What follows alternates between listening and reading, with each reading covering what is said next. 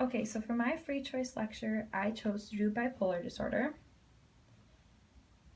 So some basics for bipolar disorder is it's classified as a psychiatric disorder, more specifically a mood disorder.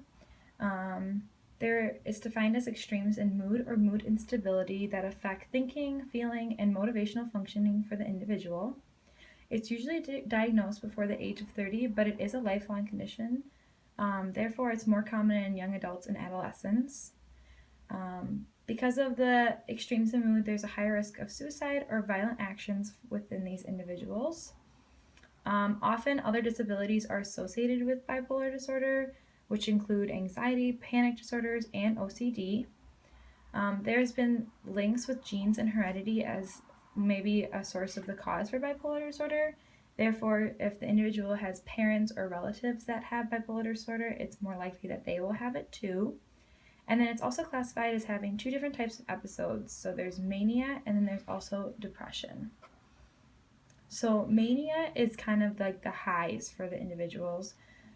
So behaviors are hyperactive, euphoric, or overly enthusiastic. This leads to individuals getting little sleep, and they usually don't have motivation to eat.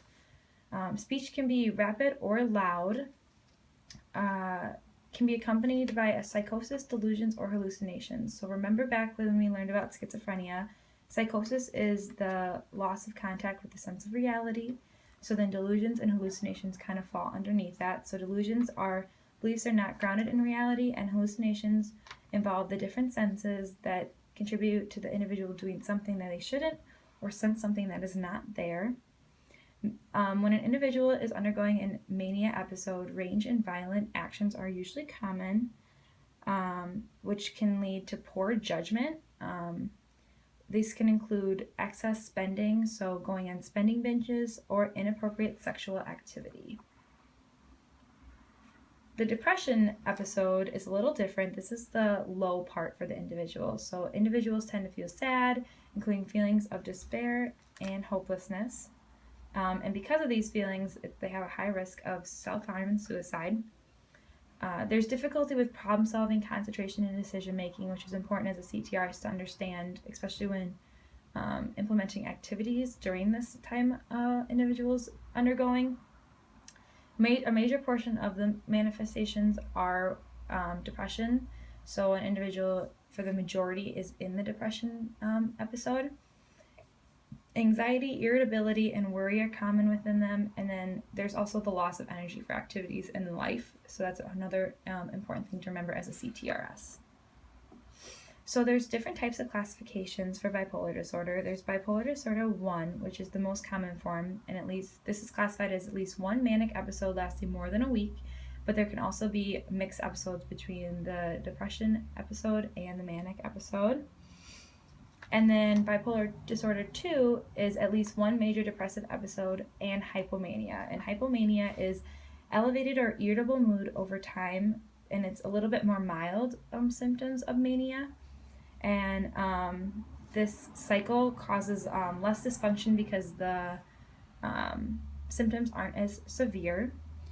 And then cyclothymia is both hypomanic and depressive episodes lasting more than 2 years. And this one, the symptoms are a lot more mild, so it doesn't cause less distress in an individual's life.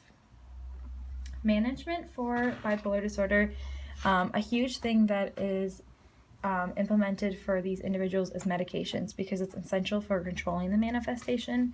It's thought to be kind of like a mood stabilizer, so it's crucial that individuals take their medication, and it's common for them to stop taking it when they feel fine or when their mood stabilizes, which will then lead to more occurrences of episodes. So it's important to encourage the individual to take their medications constantly.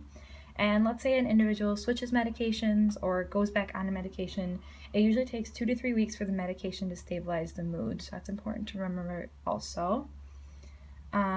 There's also psychosocial interventions that are used with the medications. So these would encourage individuals to learn to manage the disorder, healthy thinking and coping. It's also been linked to helping with the stabilization. Group therapies is a big one too, to get that support. And then studies have found that physical exercise can also help in linking to stabilization. So over here, there's some goals of the psychosocial treatment by Medscape. So family focus, so that building that interpersonal relationships, and then cognitive behavioral therapy, so monitoring the moods and stabilizing the individual. So some functional implications for individuals with bipolar disorder is there's a lot of stigmas associated with bipolar disorder, including like people viewing them as being sick or helpless, and that they have really unpredictable moods all the time. So really associating and trying to break those stigmas. And then a huge thing for individuals with bipolar disorder is the unstable relationships that they have, especially because the different types of moods they have can really affect their interpersonal relationships. So building those up is important. Fatigue, hormonal, and seasonal changes are really important to monitor because that can be triggers for the episodes to occur. Encouraging the individual to take their meds, get good sleep, have a good diet, and exercise regularly is important to help stabilize the individual. Instilling control and positivity is crucial to keep the manifestations at a minimum. And then avoiding alcohol and drugs is important to avoid reoccurrences as well. So some treatments for them is kind of just another kind of going off of all the things I've already said. So support groups is crucial for developing those coping skills and building those interpersonal relationships. Educational resources for leisure in their spare time, and also on just the disorder itself to help them manage their own life. Medications is huge, like I said before. Building interpersonal relationships through the support groups and through family building. Helping the individual gain independence, especially getting them on their mood stabilized so they can achieve that independence and know by educating them how to handle their own disorder independently.